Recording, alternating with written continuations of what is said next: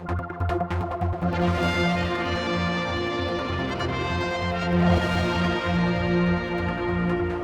what was this all about today? Well, today we're launching what we call the multi-agency teams, which are 5 teams set up regionally around the island, which are going to work in that locality cross-departmentally between health, social services, education and home affairs in order to try and bring a better service for children and young people. Why is it needed? Well, really, sometimes I think we do develop something of a silo mentality, and we don't interact or cross information as much as we should. And that's the way that children actually fall through the loop sometimes. And we want to try and prevent that. We know the children who are in difficulties in our communities. We know who they are. We know perhaps how we ought to support them. By sharing information and by working together, I hope that will really improve the lot of the children who are involved. And does this all stem from the Commission of Inquiry into those 2 deaths of the young people in care? Yes, this is a direct result of one of the recommendations that was made from the Commission of Inquiry. And do you feel this will solve that problem? I would not like to say that anything will solve a problem of that nature and severity.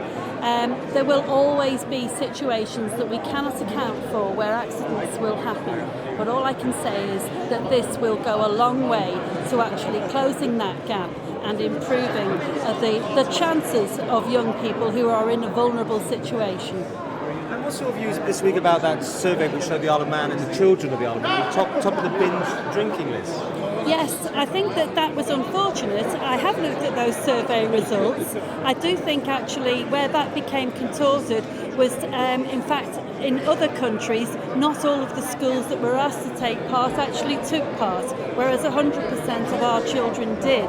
And so that does distort the percentages and everything else.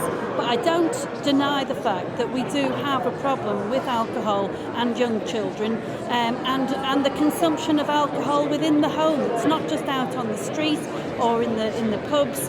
Alcohol is most readily available to young people from within the home. And it is an issue that we have to take seriously and do something about it. Do you think this initiative will help in some way? Yes, I do. Certainly, we're working very closely with Home Affairs, and the alcohol and drug strategy that we have in place is under tight political scrutiny. And I do believe that by working together, we can actually overcome some of these problems. And we have to realise that drugs on its own is not a problem. It has come from something, and 9 times out of 10, it will have come from alcohol. Right, what's this all about today? What it's about is the joined up local delivery of services, police, health, education, social services and the voluntary third sector all working together to agree priorities at a local level and trying to make a difference at that level. But why have you had to have this reorganisation? I don't think it is a reorganisation. I think it's a consolidation of what we've previously been doing. However, what we need to do is merely make sure that we know precisely what distinct communities want. It's very clear that some areas of the Isle of Man have different needs than others, and we've recognised that a local approach is the best way to deliver joined-up services to make a difference. This comes in the same week, though, as the binge drinking report into alcohol about the Isle of Man topping the league. You must be concerned about that, being a policeman, and looking after the law and order of the Isle of Man. Yes, we are concerned about it, and I think that really exemplifies the point that we're making. There will be certain areas within the Isle of Man that suffer from the problem in a greater way than others, and there will be different solutions at local levels. So instead of trying to impose a top-down solution to the problem, that what we're actually encouraging is for local people to come up with local solutions to what are the local difficulties. And what you've just raised is a classic example of where we seek to improve. Do you see a way around to sort this out, this problem of kids drinking alcohol to excess? Well, I don't think it's about kids just drinking alcohol. I think it's about the whole range of issues that affect children and young people. There's issues about them being safe, being healthy, prospering, just enjoying and achieving in life. And it's those roll-up of those outcomes that's what's important. So in other words, if you're dealing with drink in isolation, you might be neglecting areas where people could achieve and prosper. So by looking holistically at what the problems are and what the issues are, we can come up with joint solutions that are probably more sustainable. So what exactly will come out of this? I mean, in a year's time, do you see a big step forward for the youth of the Isle of Man? I see that in 5 areas of the Isle of Man, that the leaders of the MAT teams will be known by the communities. They'll have found out precisely what the problems are, and they'll have made demonstrable improvements in things that are affecting the communities.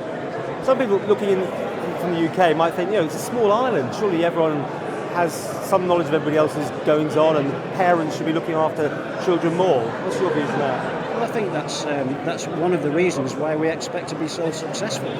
That we do have that local connection. It's about engaging with the communities and being accountable to them, and we've got a fantastic start to be able to do that.